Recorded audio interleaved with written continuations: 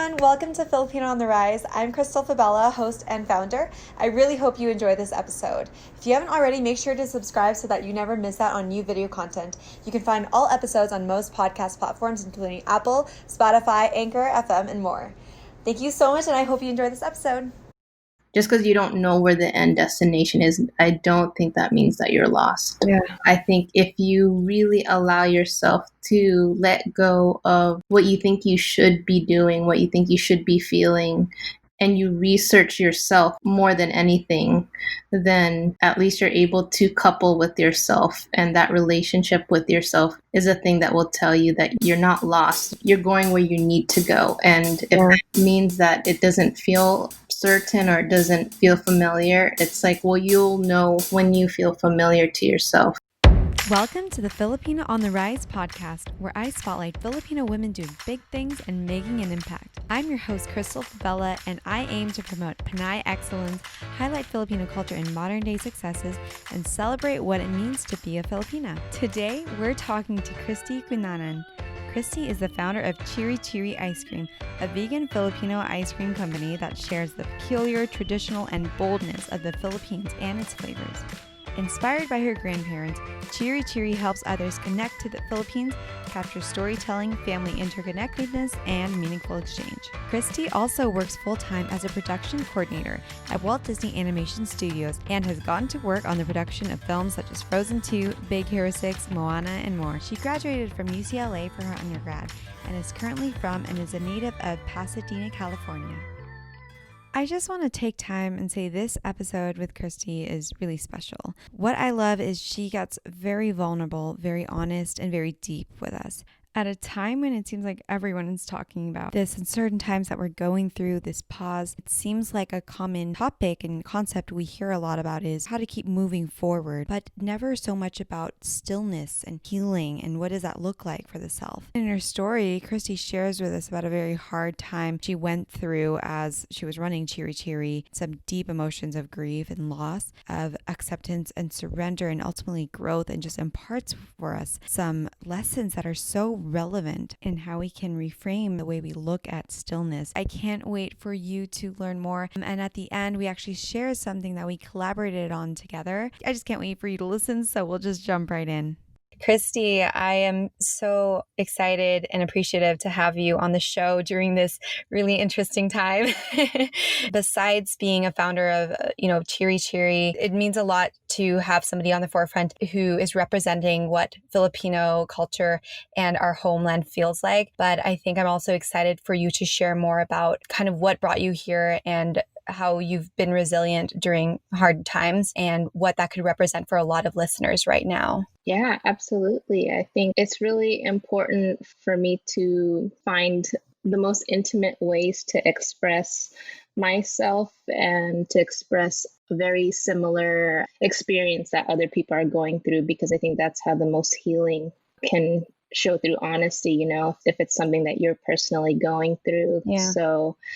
So take us back a little bit, Christy. I know that a lot of your upbringing was spent with your grandparents in the Philippines, and this is where you said your Lolo and Lola really introduced you to Filipino culture and education early on through little ways. So can you tell us about that aspect of your upbringing and how it might have carried on throughout your career and maybe eventually into ideating and putting together Cheeri Cheeri? Yeah, absolutely.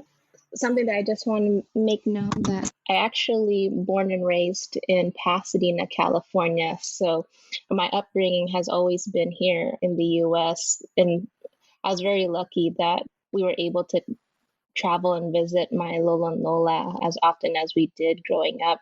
But I think that's what made it really special, where we were living in their house, and up until I was 8 years old, they were the ones who were introducing me to every little thing. They were creating the world that I explored around.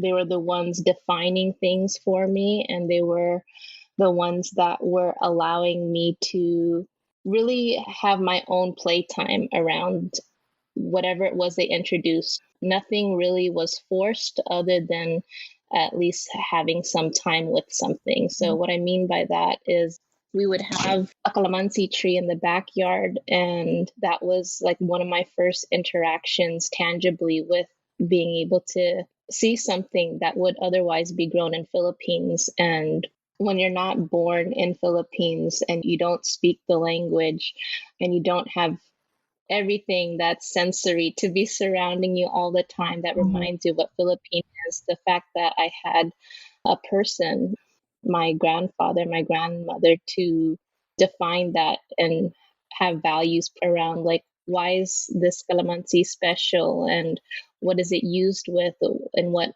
applications do I see it? And it allowed me to really start seeing it more than just a plant and now seeing of like how it's part of daily life and that the fact that they're taking the time to educate and entertain me at the same time with it. And yeah, I want to know if usually when, someone comes up with a new product of an idea or something, usually it's a mix of like, wanting to create something, which I know that you said every 5 or 3 years, you had this urge to build or create something new. Also mixed with like seeing where there's lack or where there's a problem that you wanted to fill yourself. So can you tell me, like, going up to that season that you started ideating and eventually building Cheeri Cheeri, what was that mix of like wanting to create something and then wanting to fill where you saw there was a need? yeah, I think it feels like a completely different world when I'm in Philippines. And there's just something so I can't even describe it. And because I couldn't describe it, it was really frustrating when I would come to the US and try to give something that I couldn't describe. There was nothing to translate it because it was just something that didn't have a medium that was acceptable. Like if you try to give someone a dish from Philippines because it's not familiar to someone who might not be Filipino, there's a lot of barriers to break and explanation. And I think I just really wanted to find something that would be, in a sense, healing, or this idea of thoughtfulness that you don't have to be Filipino in order to take part in something. And that thing that I felt was missing came in many different forms, honestly. Like I would be at work and talk about my family all the time and tell them of how I would visit my grandparents a month at a time to see them. And I remember hearing, "That's really strange, Christy." When I was caught off guard, and I was like, "What do you mean that's strange?" And it's just like, I've never heard of someone who loves their family as much as you do. And I didn't know if that meant like, is that an individualistic comment, or if that was something that was very much connected to Filipino values of just really being strongly connected to the family. And as I kept sharing more and more about my family with others, it kind of felt to bring up different kind of stories for people. Some people would echo that same thing of like, wow, that's really incredible. I wish I was that close with my family. Or it would be something along the lines of they would recognize that it's Filipino and say like, oh, I'm not attached to my Filipino culture. And I mean, I can speak the language and I eat the food, but I'm not a proud Filipino, or I'm embarrassed to say that I'm Filipino. And I heard these so often. And I remember hearing it even more growing up. And so that's where storytelling became even more important to me. That it's just like, how can we really redefine what is the story that we're telling ourselves, so that way this doesn't stay the present story. You know what I mean? There's something very powerful in the person who's narrating deciding to change their mind and continuing on a different story. I mean, like I was trying to find ways, like the main source for me was the people. So it was my grandparents. So I said, how do I capture their story? Because it's always full of love. And even if it's talking about anything that can be considered trauma, it was like it's always still filled with this hopeful mindset that it's how does that get translated for other people in all communities? And I figured, okay, I love doing something with food. I figured that it might be either that, it might be maybe me recording because I love film as well. So I figured, okay, maybe I need to document this. And so I was recording everything that they were saying. And I have like so many hours of just our interactions naturally, but it didn't feel like it had the quick introduction that people would just say, yes, I want to spend time in this moment to absorb this. So I figured, okay, let me try to do it with food first. And so I did donuts that didn't quite go as planned. And then I figured that what's something that people don't argue about, that people see it and they're willing to try. And I think that's the most important thing, is that if you don't have openness to a topic, how do you have openness to at least let something be a little bit more in your face? And ice cream is a universal medium that it makes people happy. And so I think that made it clear that I can package these stories not as my own, but packaging the essence of the spirit of this world that my grandparents were able to build for me, and have that hopefully opened up by each person when they're ready. Yeah. I love that. Of course, I want to ask you the question I ask everybody is, in your own words, Christy, who is Christy Cunanan and what is your present mission? It's interesting when you ask that question, because it feels like it's constantly moving, that it's really hard to define. So I think just by in its essence, I think the three words that come to mind are intentional as much as possible, and almost like a vessel. Like I'm just a vessel that is trying so hard to really amplify the needs that come from my own experience, and having some sort of support or healing love that is transcended through stillness or in movement. So I think that the words that really capture out to me is stillness and movement. And yeah, it's really hard for me to think about it as one thing. Yeah, no, that's kind of your essence in the space that you're holding right now and your own becoming, I guess, right now. To segue into this next topic, Christy, I think it's interesting because when we had our intro call, I was like, what do we want to talk about? We want to talk about, the growth of Cheeri Cheeri and your success and what made you a successful FIlipina and all this other stuff. But what really intrigued me was you became very vulnerable about this season that you're in. I know last year your Lola had passed away, and that had a significant effect on kind of where, not just with Cheeri Cheeri, but your own reflection about your business, your own journey, your role in the family. And you talked about kind of a struggle that you're facing right now when it comes to what does this business mean when I'm feeling disconnected right now? So can you tell me more about that? Yeah. Thank you for even being so thoughtful into asking what it is that we would want to talk about. And I think that's very inspiring to hear that you're taking that step to listen. And I think that's a similar thing that I want to do for myself in this time. So my Lolo passed away in 2017. And I think what made that a very difficult time for me was because I didn't have acceptance behind what I was going through. I think I was still creating, but I wasn't accepting what happened. I feel it's so moving when a creator, a business owner, is so moved towards her work, not for the end product, but for the mission and meaning behind it, like what Cheeri Cheeri was. And what Christy touches on here is around, what do you do when you face loss that you realize was such a source to something you were creating? I know that's something a lot can relate to.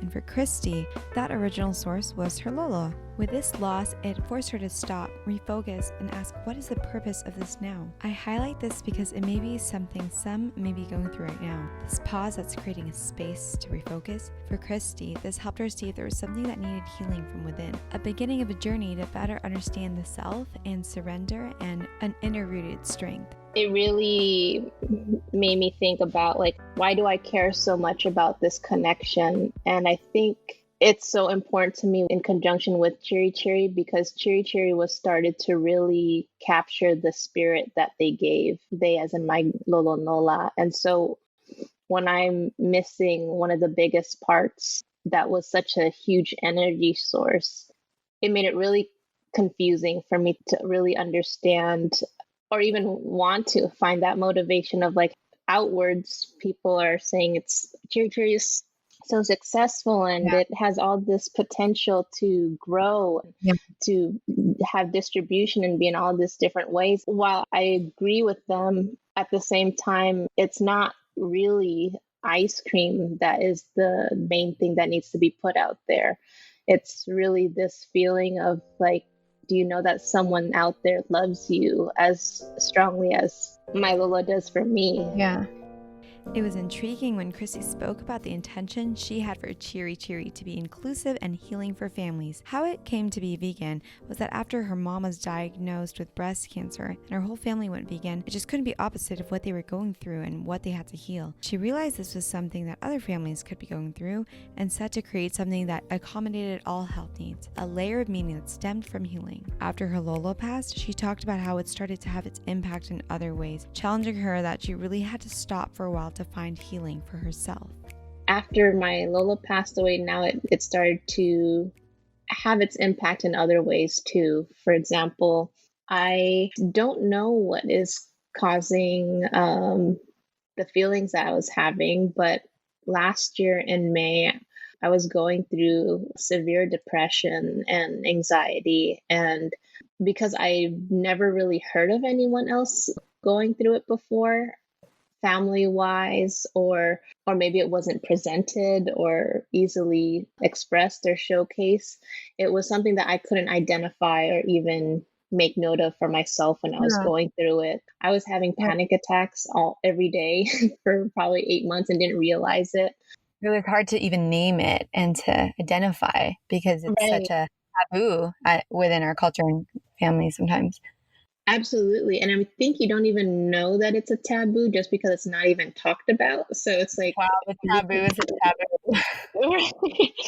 like I was just self-diagnosing myself at work, just being like, oh, it must be springtime, so I'm having a hard time breathing. Or I didn't know what that was, but it was coming to the point where it didn't feel right. It didn't feel that this was something that was happening only externally, that there was something internally that really needed mending. And it wasn't until my mom was telling me, like, I think you really need to go see a doctor, that I went to a therapist. And thank God my mom's very open to therapy because I realized later that like different families have different situations and different perspectives on it. But my mom was really, really open to it and told me that, like, you need to find what you need first. And whatever that means is just like, know that we're going to be supportive of that. And whether that means that is beautiful. Well, because even with Filipino families, therapy it's almost seen as a weakness sometimes. And a lot of individuals can feel isolated when it comes to feelings of depression. Like it's not a mental illness or issue that we are equipped within our families to tackle. Right. And I think because we have a very great community of nurses and medical care in that industry, that it was so relieving to hear that from my mom. But because it's such a present feeling of, I don't know what this is, and thank God my mom's leaning into it. But I also want to highlight that that wasn't the only narrative that I was hearing in that time. The other is a lot of what you're saying of like, you know, you don't need therapy because this is something that's mental. So just strengthen yourself and you'll get over this. And yeah, you even talked about like when others in a similar situation, they're in a good company or being supported, you have family stability. So you almost don't have permission to feel or be depressed or something like this shame or this guilt that I'm not allowed to feel that or I can't talk about it because I have stability and I have a supportive family. And what do you say to others in like maybe a similar situation? I think that really goes down to what everything is what story is each person, each generation, each community. What is the story that is so well ingrained with us that allows us to feel permission and acceptance with one thing versus scared of another solution or something else? And I noticed that my mom is very much of all for taking care of yourself, because like that's the most important thing to do. And whatever that means, if I'm burning sage around the house, she's open to that. So it doesn't matter how good or bad your circumstances are, you are separate from that. And when you have stability and jobs and career and everything put into them, that's supposed to be a pillar for what you mean and what your future looks like. I think it's really important for us as family units, because family in the Filipino community, Filipino American and Filipinx hyphen community, that it's really important to really understand that how are we showing support, because the solutions that might work for us might not be the best for another person. And knowing that it's okay for us to at least research or discover with each other, but condemning is a really powerful thing. So what did you take away or really learn from your time doing therapy that I guess brought you closer to the truth for yourself? It was a lot of therapy, and I was in 9 to 15 hours of therapy a week. This is with 6 months of no work and purely just focusing on myself. And so to many, that might be like, wow, I can't believe that one, you're not at work and still being able to take care of yourself. And I want to make a point that if your job allows you to, that is a crucial thing, that you should feel empowered to take care of yourself. And not think that that's just this veil of a promise. I mean, it really showed me that when I came back from work, and a lot of people, I mean, this is in the middle of us going through crunch for Frozen 2, where it would feel like the worst. I mean, it did feel like the worst time. I felt so much guilt leaving, but I knew that if I didn't put that boundary to take care of myself, then who I was at that moment was going to be drastically worse after the 6 months left of production that needed to be, where I would still be going through panic attacks and everything like that. So if you really want to take care of yourself, take the time to what do you need, and or let yourself just take an action step towards that, because you can think about it all day, but not having that step closer to what will heal you is actually it's just going to make it worse. Well, you give to others what you have in yourself to give, right? Like it's this method of pouring out with what you have inside. And if you're really running on empty, or you're needing to fix and heal something within you, you need to do that if you want to keep on positively impacting and serving other people, other than the fact that you have your own innate worth and dignity that you should be healing yourself. Right.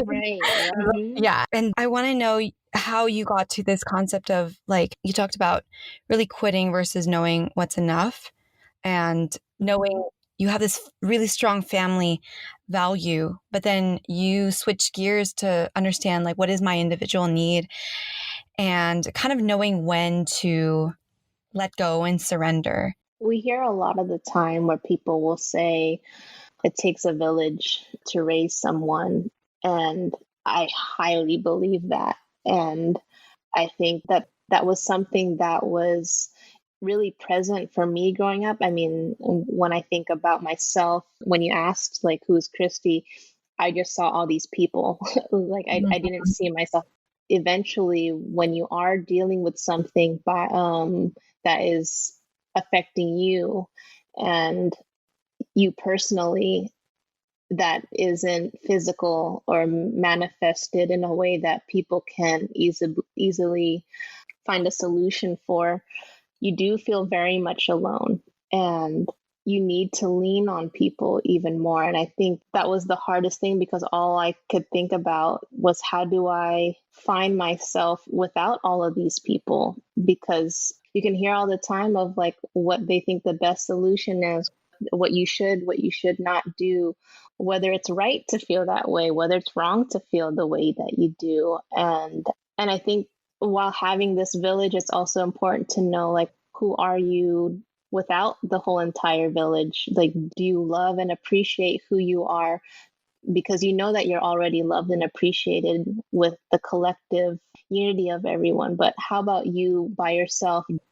Do you stand alone knowing what you define for yourself on what you personally value without the influence and the strong connections with other people? Do you have the immense power to stand by what it is that feels right for you? When was the last time that you felt that you did something that was purely your own doing? And these were all questions that I couldn't answer when I was going through depression.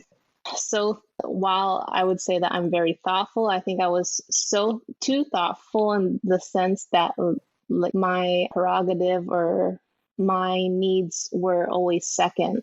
And because they were never really tended to as a priority, it made it really hard for me to know who was I when I didn't have another voice that was louder than mine. Mm-hmm. And thank you for sharing that, because I feel like a lot of folks are very committed and invested in their families and raised with that mentality, but it's like not selfish to step away and think about yourself in this context, right? Oh, Um, absolutely. It was extremely difficult to think of that. Like, I did even, it feel selfish? it did, until I realized that if I want to grow into myself and grow into being an even stronger contributor, I have to know where my own foundation Yeah, is, you know?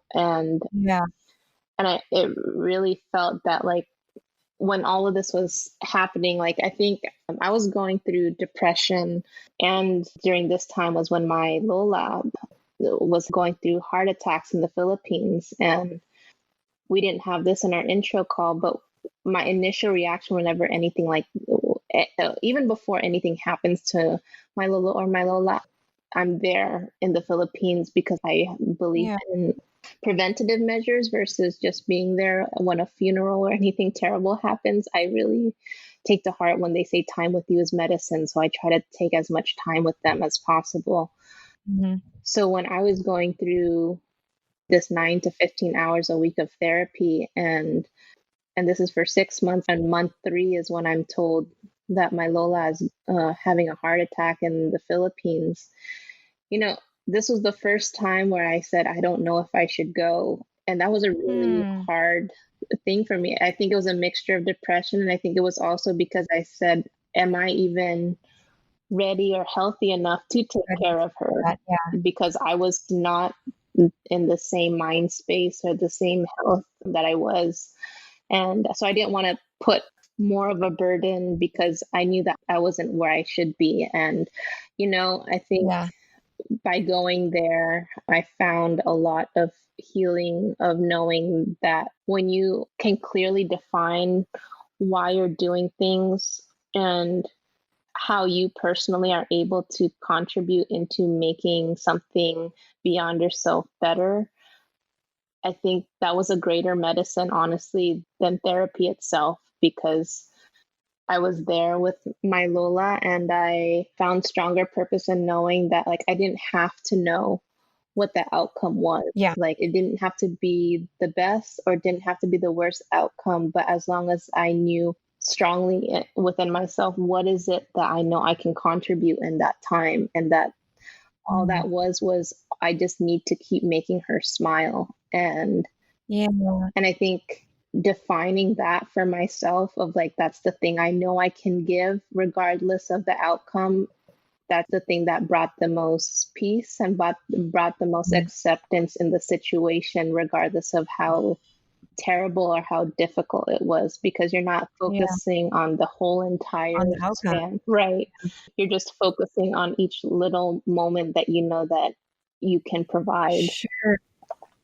I mean, it relates to this concept of, like you said, you're learning to just lay down and like let go and having the best intention with what you can do presently. And I think that is so relevant to a lot of, honestly, this time that we're going through right now. And I hope it doesn't seem like I'm pulling away from the story, because it connects like what you learn in that position in life that you learn to hold, of just being intentional about what can I give right now and what can we be happy with right now, kind of is a great approach to this time and all the uncertainty that's happening. Can you talk about how you've understood that season and what you can apply to it right now with maybe what a lot of people would be going through with uncertainty and undetermined timelines? And what is the outcome? Like, we don't know the outcome. Like, a lot of people have very strong uncertainty during this time.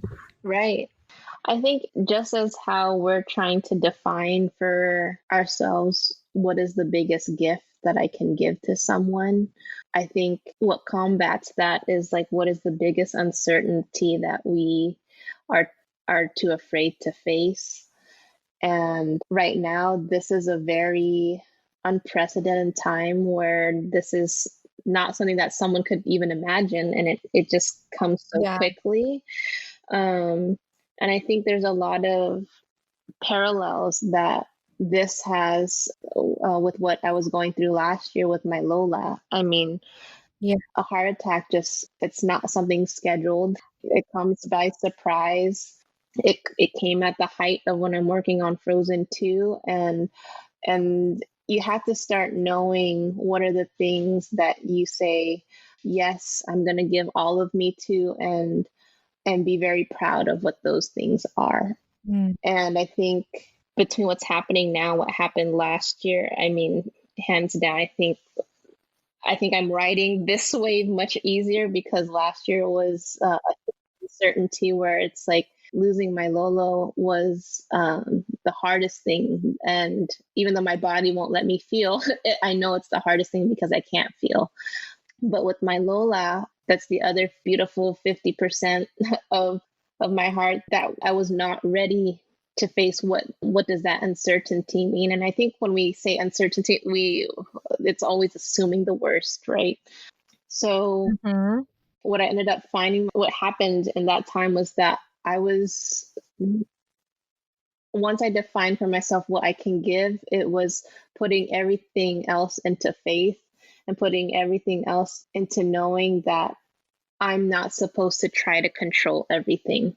I think we do this all the time as modern workers, as modern society, where we try to fit as much as possible, be productive as much as possible, and control as much as possible. And there's something very poetic about how things happen in life, that there is no schedule. It doesn't wait for anything. And there's a lesson that is to be shared in that. And I think when we try to control what the outcome is, it's like we sometimes lose out in what that lesson is. Wow. And I remember with my Lola, all I was doing when there was the possibility that he would pass, I was just praying really hard, saying that, like, please always have him with us no matter what. And the prayer that I said with my Lola was very different. It was, God, everything that I want is for her to be here with us, but I need to surrender to you, and whatever your plan is, know that I'm leaving it up to your hands, and know that it doesn't matter what I think, but it matters more what your plan is. And that's a very different mindset from before.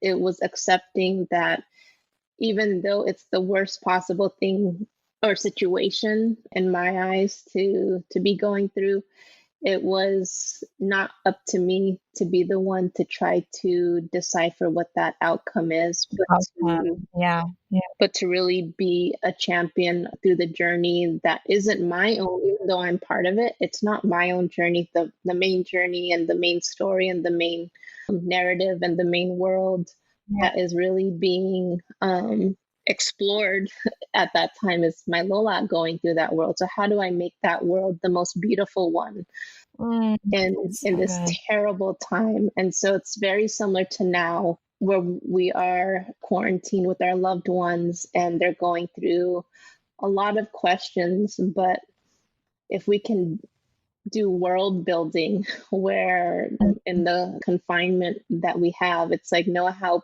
powerful our mind, our imagination, our words, our explanations, our definitions, our communication, our way of showing how we relate to one another are going to be the most meaningful and the most impactful, way more beyond of what can happen. Because if someone is affected with a family member who's sick, that's another world that you're going to have to be navigating through.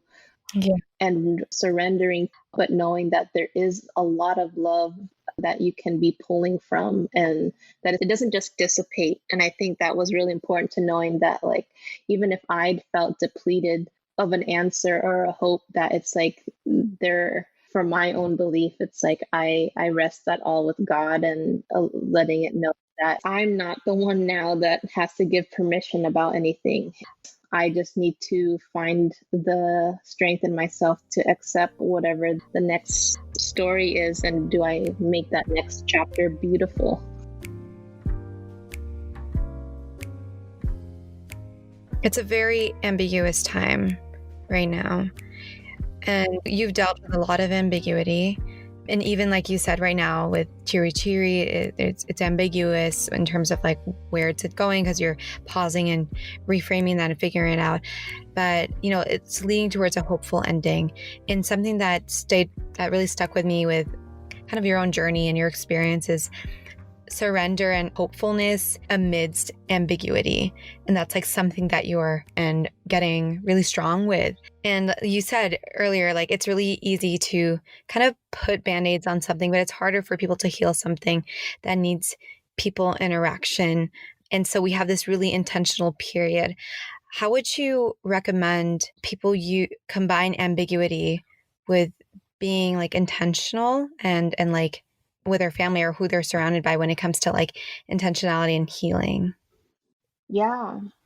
Because it seems like when we talked, even with your Lola, and I hope that it's okay that I bring this up again, but you felt like even though he's far away, that he was almost like asking you to heal something and to find your own support within yourself or something, like during these times of isolation or ambiguity, that it's actually a time that you can think of healing. Right. And I think it was definitely a difficult, when things are so uncertain, you sometimes you don't know, am I supposed to heal myself, or am I supposed to heal towards the solution for everything? And I think Yeah, that's a huge responsibility that we place on ourselves. totally. That it becomes really difficult on knowing which one to tackle first. You almost feel that it's Right. a Like, which separate one is more thing. important? Right, right. And Yeah. I think there's a lot of comfort knowing that if everyone does this for themselves individually, then it also relieves a lot community wise. Yeah. Every day it's rapidly changing what's happening in our world, that it's so fast that we transcend that when we know that we too are also evolving every day. It's just like, Mhm. in what way and what are we fueling ourselves to evolve Mhm. faster and stronger than the actual change that is potentially worrying us. Yeah. And so for me, that's just knowing what will be my superpower then. And I think what that superpower is like, how do I give people the same cheer, and how do I give people the same gift that my Lola has given me, is this peacefulness with what their situation is, not because of like avoidance, but awareness and acceptance. And not acceptance without doing anything, but acceptance with knowing that there is something that you can do despite it all.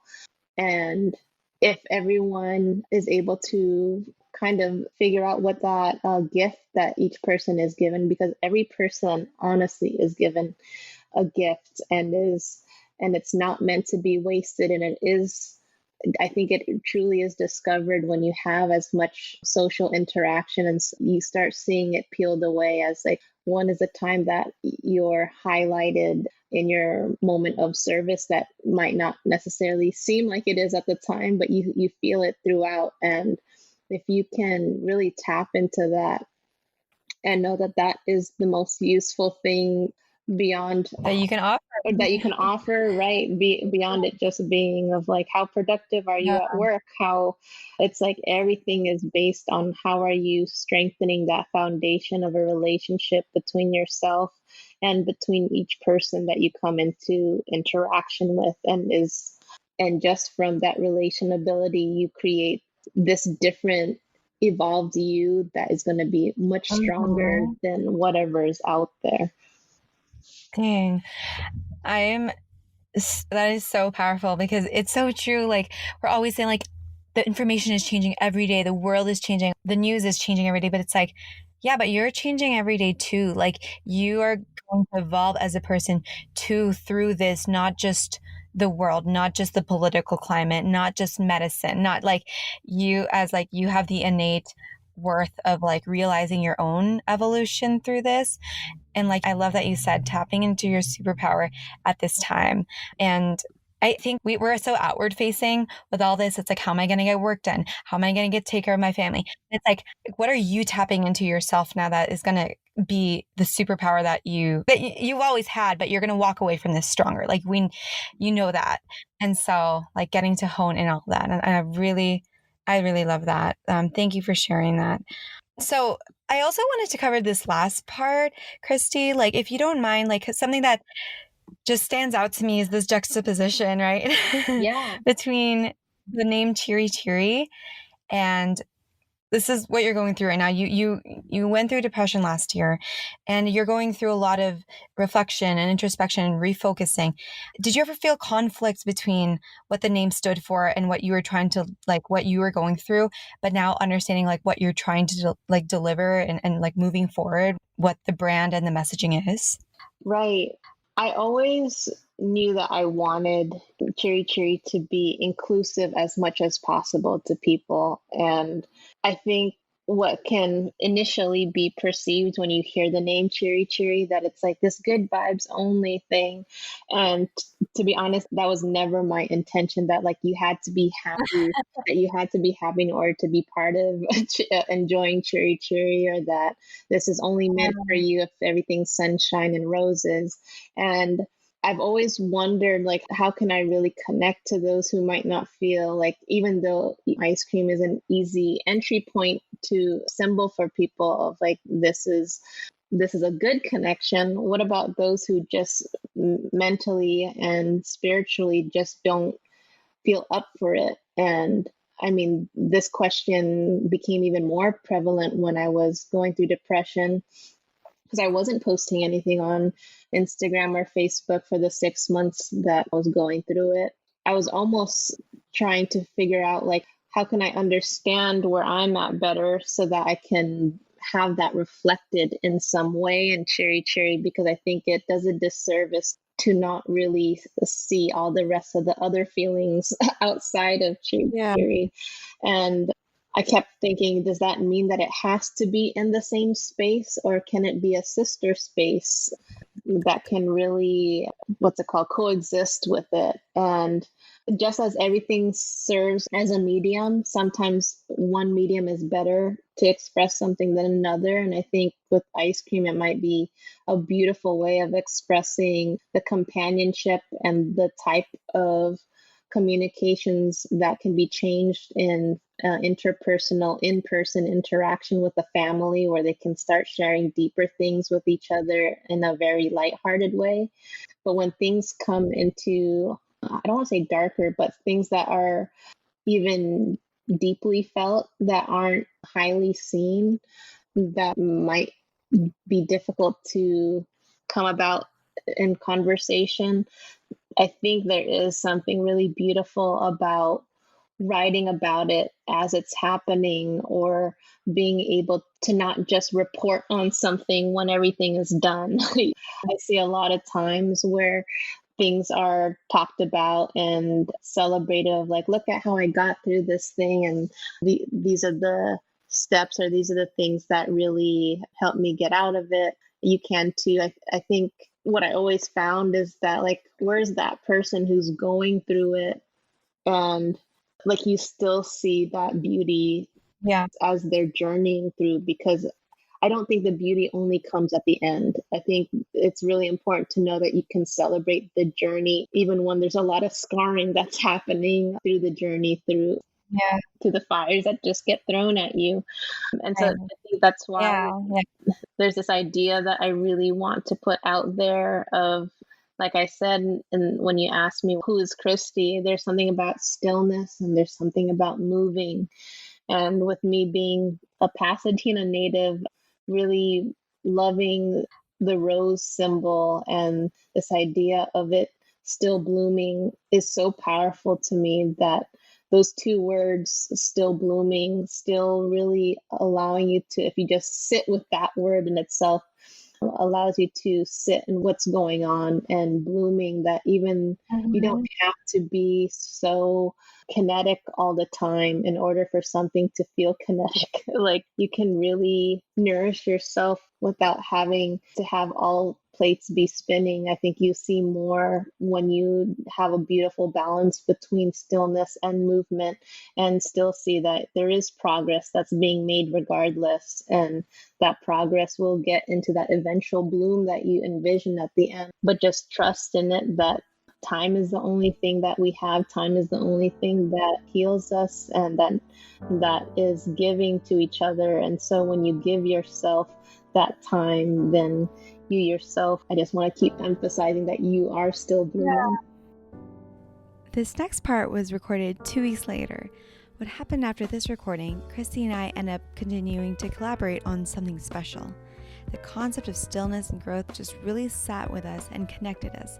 A day after, I sent Christy a part of a book I was reading that captured that which we were talking about. In return, Christy started sending me journal prompts. It really became the beginning of a beautiful exchange and friendship.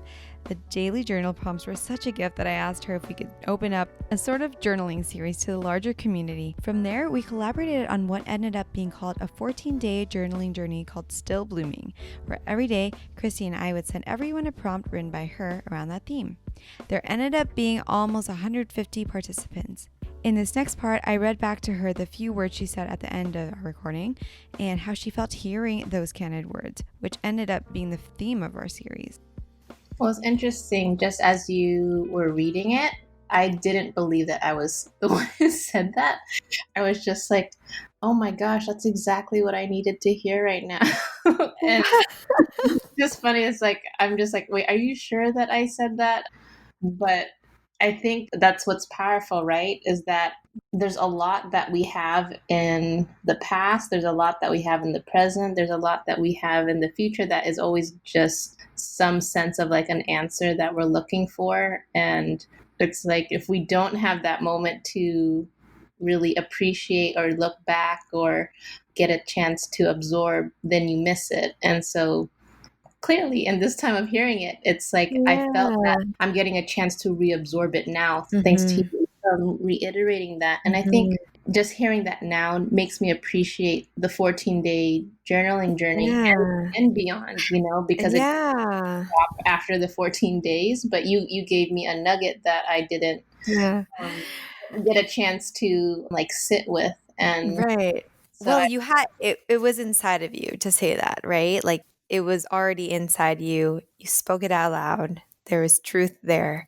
And I think it was even more cultivated over this time. So can I give a recap? And Chrissy, I just want to say, from that time that we had this podcast recording, I already felt very connected with you and very, like we kind of had a deep connection or something from the start. And then I'm just so grateful with not just the partnership and the collaboration, but I feel like the true friendship that we built after that. It was like after the podcast, and let me tell everybody, after that, we kept texting. I shared with you this passage of a book I was reading. And then in response, you sent me a journal prompt that you wrote for yourself. And this journal prompt, I think it rocked my mind a little bit because I sat with it and I didn't know how to answer it. And it was something along the lines of like, we are given the gift of time. How do you choose to use it? And who are you outside of your timelines and your scheduling and your dates? And I straight up had an existential crisis because I didn't know how to answer that. And over some time, Christy just kept sending me the prompts in the morning, and you were freestyle journaling them, right? For yourself. Like it was something that you were doing already and you just decided to share with me and a few others. No, I think it was just you. I think after talking with each other, I was just like, there's a very special connection that's happening here, and I feel that you would appreciate this. And so it was like, why am I just keeping it to myself when I feel that as who you are would understand where this is coming from? And so I really appreciated it wasn't like, okay, cool, thanks for this. No, I mean, you got me like in a spot in my life for just like, I don't know how to, I need to just, like it felt very meaningful that we were having this ebb and flow of sharing that as if there was something greater kind of happening with us, I guess, like with you sharing that. Because after that, I was like, this is just doing so much for me and allowing me to take this quarantine time to stop and ask myself some hard questions about movement and about stillness. So I want to share it. Like, I even remember, like, after a few prompts, I was like, I just really want to share this with like the community and see if Christy would be open to it. Yeah. I don't know. Like, I don't know if it's too personal, but let me just see. And like, what was your initial reaction and how you gauged me asking you that? I was stoked. I think when we personally feel something so strongly, especially if we're asking ourselves the question as a journal prompt in the morning, it's a sense of vulnerability where you're saying, like, this is what I need and I need to face it right now. And even though I had just had one conversation with you, there was something of feeling like I felt that by you sending me a passage, it was like you saying you have a shared understanding of what I needed or what I could be appreciating. And so I just wanted to requite that. And so I think that's where community initially just felt like, even if it was just us two, it felt like there was such a strong intention of letting the other one feel seen, and that there was questions meant for our own separate but personal journeys. And so when you ask to have that and like invite even more people, I think it really did feel like, wow, this means something as much to her as it meant for me. And it's like now other people can have this feeling, which I didn't know if other people would have it. It was really, if I'm talking to myself from the future and asking these questions, I know that it would be very healing. So it's really, it was such a privilege to be seeing that other people too felt the same way as we did. Yeah. And just to summarize, basically what happened was after we recorded the podcast and Christy was sharing these journal prompts with me, and I said, I really want to open this up to the community in a 14-day journaling journey. And from that, we were like, oh, it'll be fun if like 10 to 15 or maybe 20 people would join. And there ended up being how many? 144 people. I know. 144. Crazy. Like I would have never expected that. Yeah. And you and I were like, how do we do this operationally? Especially because we wanted to, like how I was sharing the prompts with you, was me taking a photo and sending it through by text, because I felt that was such a very personal way of sending it. And we wanted to continue that too to these 144 people. And we're like, well, we've never sent text to 144 people that we don't know, let alone don't know how to make sure that we logistically make this as oh my gosh for people. It was a journey itself. So the night before our first prompt was to be sent out, we were up until like past midnight just trying to figure out how to send 144 people on a daily basis, and like trying out all these. I think I downloaded like 3 apps. Yeah. I probably have 3 subscriptions going on without knowing. Me too, but it's okay. We figured it out.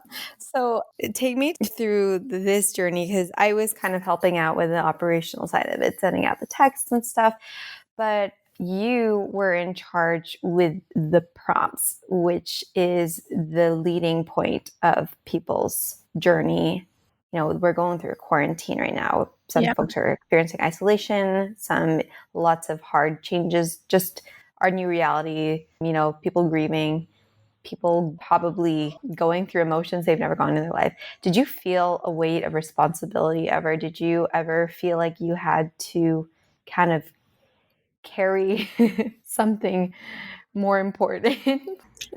Absolutely. I think like when I was sharing it with you, the prompts, when it was just us one-on-one, I was able to actually journal and do the journal prompt because it just came out naturally. And I think the point of reference was just like, what do I need right now? What could be something that would be meaningful for Crystal also? And I think when it ballooned to 144 people, I really didn't know what all those people Yeah. needed. And I didn't know the faces of them. And there's no way you could. right. And I wanted it to come genuinely as each day. Like I wanted the prompts to come naturally just as it did before. Like none of these were pre-written and saying like, all right, here's day one from a list of questions that I had. It was like I literally woke up and sat with myself and tried to feel like in this week, in this day, what is something that's happening at large and how do I feel right now? What experiences do I know about from like family and friends and what they're experiencing and what would matter more to them? And so it was hard because there were people who were going through family passing away. There were people that I was praying for every morning and night that I heard about. They tested positive for COVID. So it was really hard to know, do I talk about one-on-one relationships? Do I talk about family? And it had to feel right. And so it was a lot to process in the morning. I couldn't even journal about it afterward, I but know. I think there was something very powerful in knowing that it's okay not to have the answers, that it was already enough to just think of someone and to have that encapsulated in a question. So yeah, it was a lot in the morning. Yeah. And so you didn't even find time to really journal with them sometimes, because I don't know if that made you feel like you couldn't experience it anymore, or No, I think it made me process in a different way. I think that's where movement and vocalization. Oh, earlier you mentioned about how it was really important for me for the duality of stillness and movement. And so I had a lot of stillness in just thinking about the question. Wow. My movement wasn't in writing the answer. It almost was like, what's the action that I'm going to take knowing that these people are going through this? And Wow. so it was like, now what's a physical action for me? Like, so it was really hard to every day start seeing what is the answer to something and am I fulfilling the answer? It wasn't enough just to write. I mean, that's a big personal responsibility that like anyone could ever feel like they'd have to take, especially for such a heavy time such as now. And so that's why I'm so like grateful and appreciative. And, you know, that was such a gift that you would do on a daily basis, because you weren't just like, oh, check in with your feelings. Like, how are you feeling today? What are you sad about? It wasn't like that. It was like, there's something very poetic about each prompt and really forcing one to look at the people and resources, whether it was time, whether it was family, whether it was like their gifts, in a different light. So that's why I'm just thankful that you never took like an easy way, not an easy way out, but you just never made it like an easy prompt. Like you could tell you sat with yourself and really thought about it and then gifted that to everybody. So thank you, Christy. And no, you made it such a safe space that it's like, I think it couldn't have gone any other way, honestly, because I think I wouldn't have thought about opening that space or if people would have been interested in it. So I think that was very special of you doing that. Well, I'm really it was a very beautiful experience, and at the very end provided a way for people to follow up and connect and reflect. I just want to know, do you feel like taking away from this, there was something you have learned about the community that partook or what people are needing? Was there any takeaways or lessons that you personally had from this journey? For me, it's because I was doing it along. I feel like my takeaway was that through this time, there needed to be someone guiding you through the hard questions and guiding you to look at life around you differently. And so that's what I took away from it. It was so reassuring to have me not have to source up what I'm looking for, to have a question guide me through the day and ask, and almost giving yourself permission to be asked these questions during this period. So I just want to know, what was a takeaway for you, whether it was from the community, whether it was from this season, or just in general? There were two main takeaways. The first one was after we had the 14-day journaling journey, we didn't have anything planned after that. And I think when both you and I talked afterwards, there really feels like there needs to be an outlet for people to see each other, see the community of understanding there was 144, that it wasn't just them alone and it finished. So when we did the feedback, and I think one of the responses was that I think they were wishing that this journey would have made them feel more productive.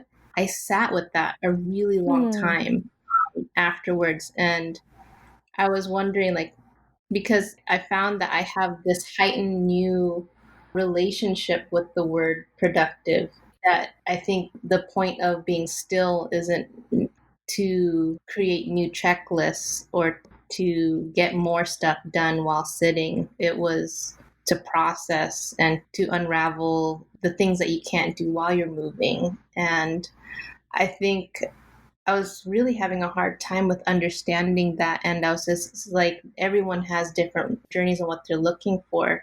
And I think what was really special was when we met up with each other. Yeah. And for background, after the journey, we created an opportunity for people who did the 14 days to get on a Zoom call that was a reflection and live journaling session, just for background on that. Right. Yeah. No, thank you. And so now that we're finally seeing each other after doing a completely new prompt again with each other, it was helpful for me being mindful of knowing what did people originally expect and want, because we didn't put any expectations when doing this. It was just we're just going to give you prompts. And I thought it was really interesting that when we're all meeting face to face, that it kind of came full circle, where people started sharing they felt this incessant need that being part of a journaling journey or being proactive was something that needed to have a deadline, or just to really feel this word of productive. But after going through it, and especially after talking it out with each other, they felt themselves relax.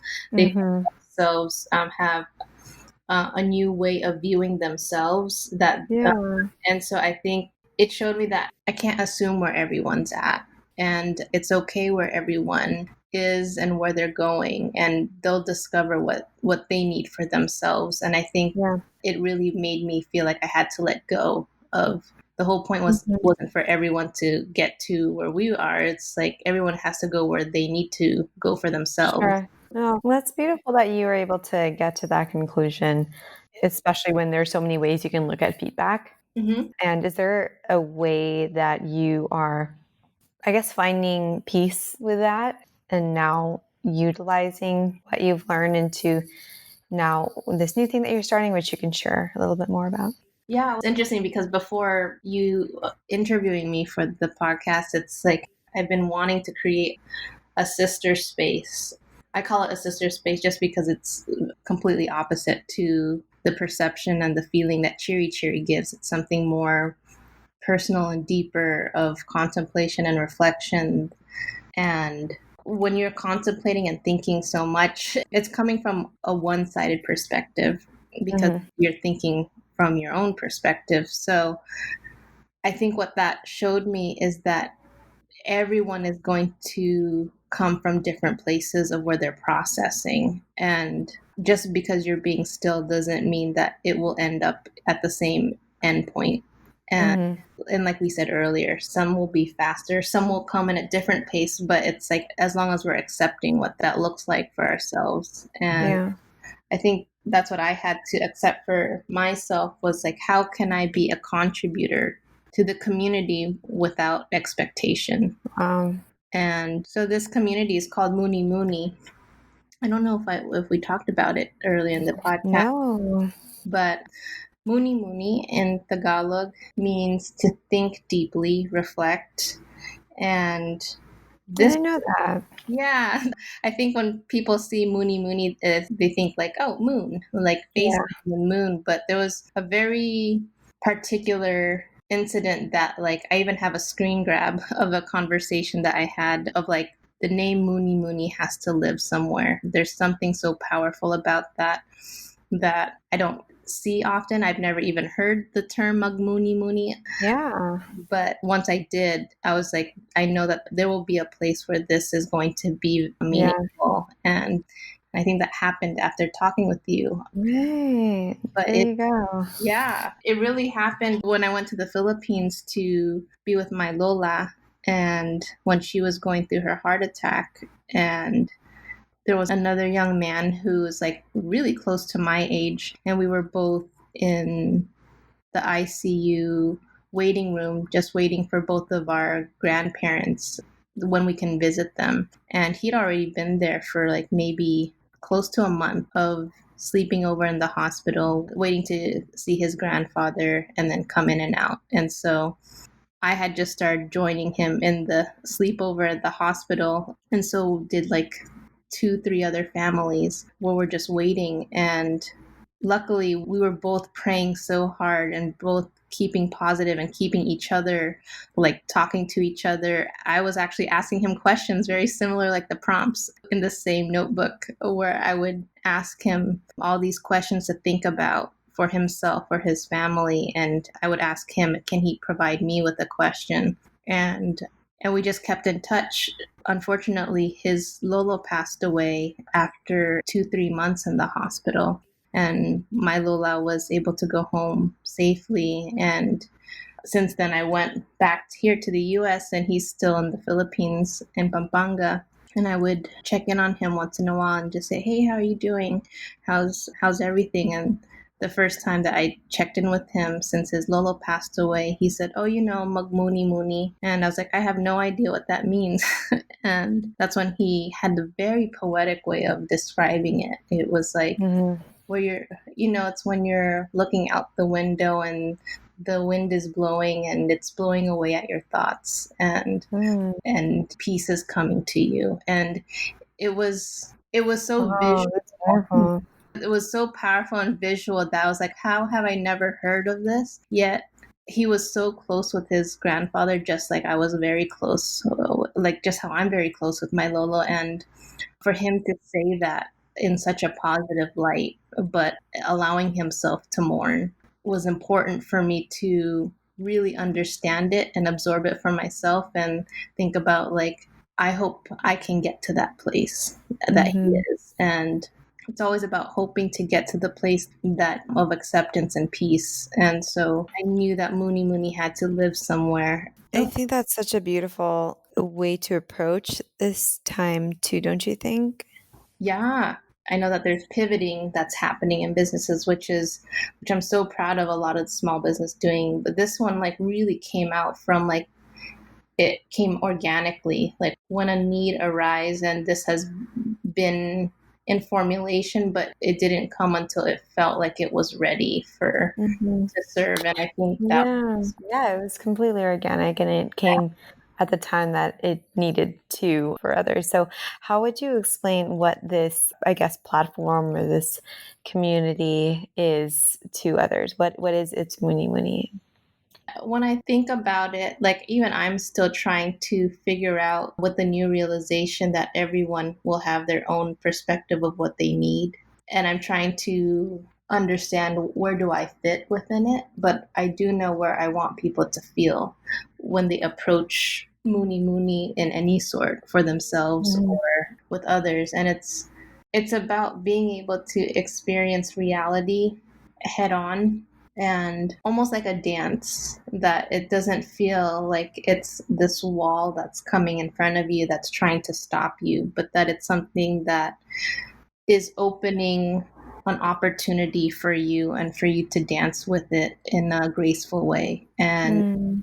how I hope to achieve that is almost doing like what my Lolo shared with me with Cheeri Cheeri, or like what he shared with me growing up, was he made things not feel like they were separate worlds. He made like they felt like they live in different realms, but they coexist all in one capacity. And so when we think about hardships, when we think about pain, we think about grief and anything that we don't want to face, it's like we try to package that away and put it elsewhere where we can't see it or where it's inaccessible. And I think this is like, how can you see it in a new light where it's easier to peel away at, so that it's actually a part of you that you can celebrate. And Yeah.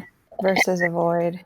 yeah, and I think that's what came out from that time with being with my Lola, is like originally going in, I was going through depression, and I was like, there's no way that I'm going to be able to serve. And so I was not in the best mindset. But when I started thinking of it as not so much about what's here in this reality, but what is the all the different realms that are at play.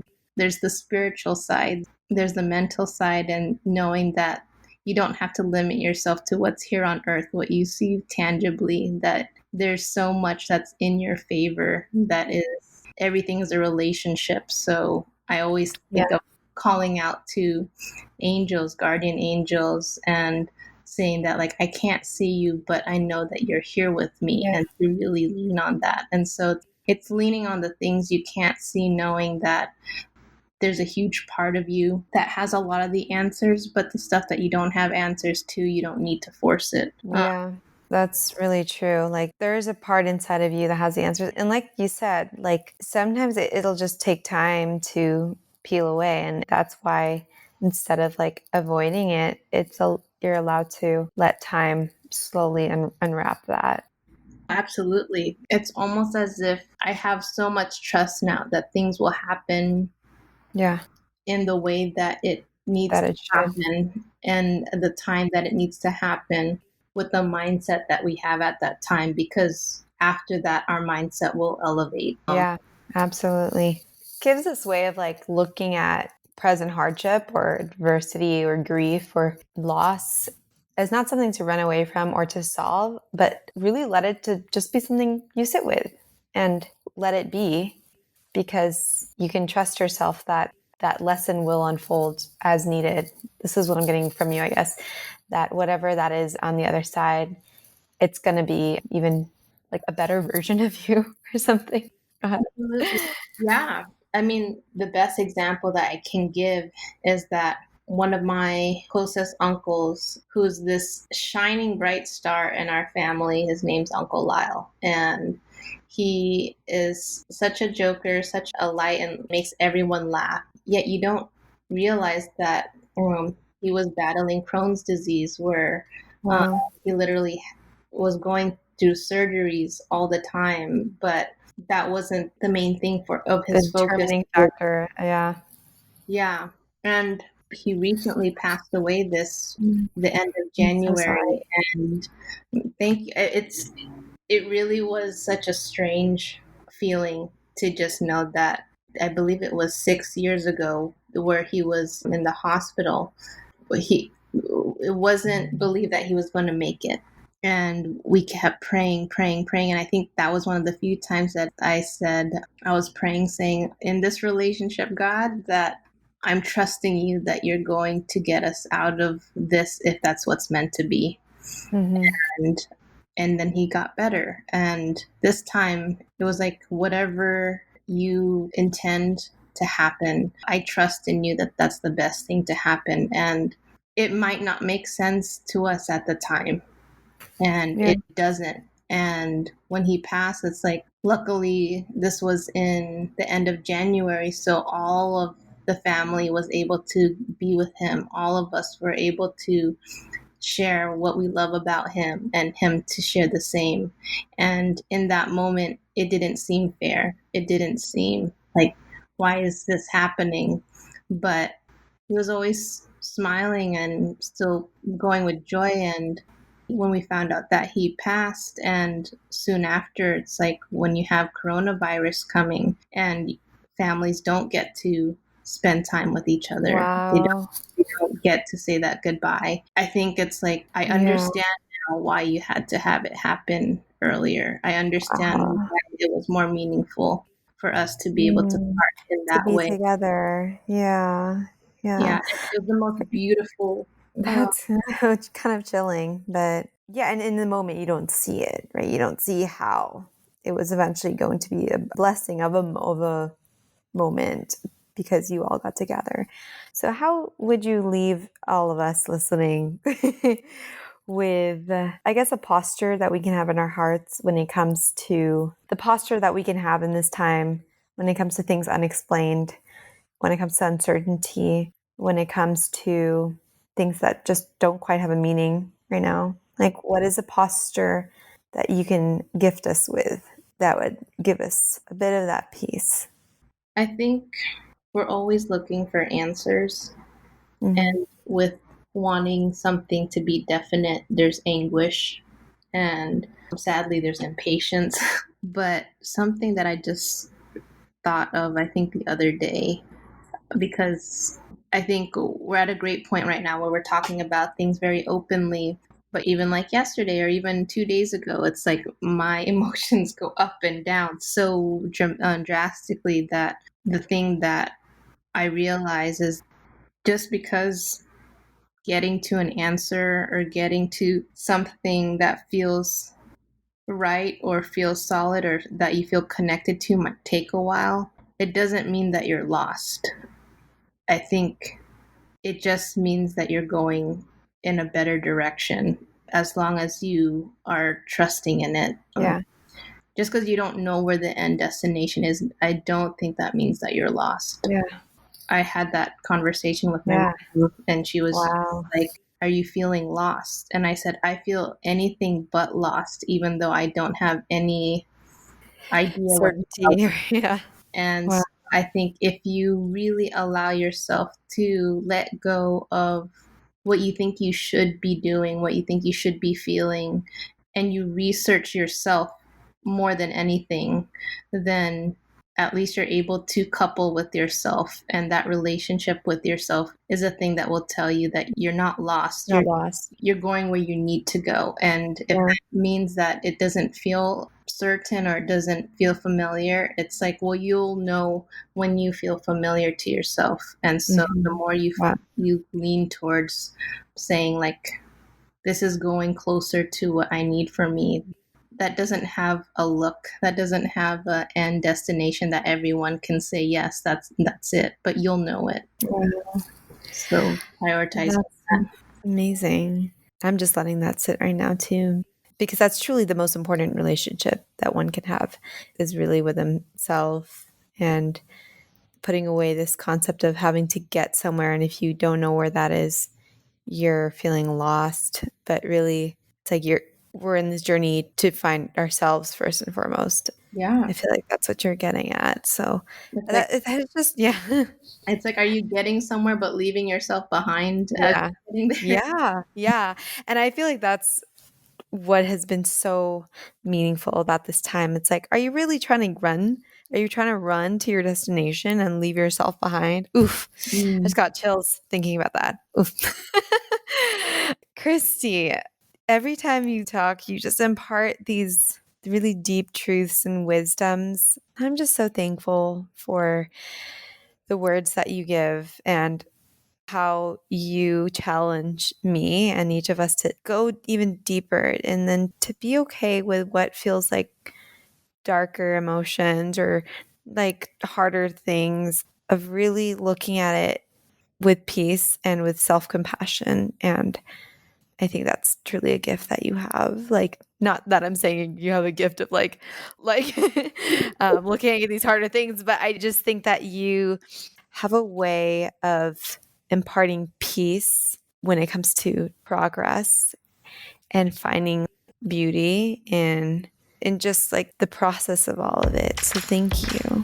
Oh my gosh, thank you. Your camaraderie and your heart that you're able to lay out very honestly and in front for everyone right away. I think it makes people feel able to shine and express what might not typically be open to sharing. So thank you so much, Crystal. You're giving such heartfelt gems to the community at this time. Thanks so much for listening. I hope you enjoyed that episode. Feel free to leave a comment about what you thought. And if you haven't yet, follow on Instagram at Filipina on the Rise. I hope to see you and hear from you there. Thanks, everyone.